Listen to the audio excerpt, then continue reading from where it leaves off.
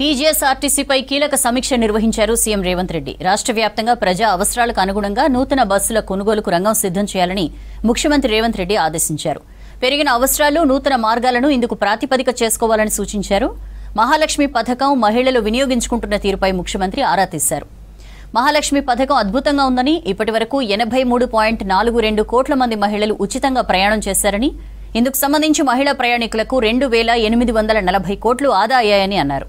మహాలక్ష్మి పథకం ప్రారంభమైన తర్వాత వివిధ జిల్లాల నుంచి హైదరాబాద్లోని ఆసుపత్రులకు వస్తున్న మహిళల సంఖ్య పెరుగుతోందని, అందుకు సంబంధించి పత్రికల్లో వచ్చిన కథనాలను ముఖ్యమంత్రికి అధికారులు పవర్ పాయింట్ ప్రెజెంటేషన్లో చూపారు.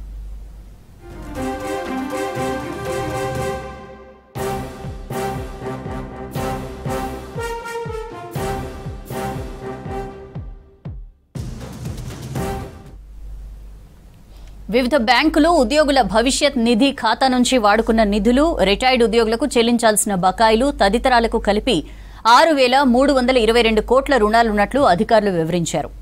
బ్యాంకుల నుంచి తీసుకున్న రుణాలకు చెల్లిస్తున్న వడ్డీ రేటు ఎక్కువగా ఉందని, వడ్డీ రేట్ల తగ్గింపు, అప్పుల రీస్ట్రక్చరింగ్పై అధ్యయనం చేయాలని ముఖ్యమంత్రి ఆదేశించారు.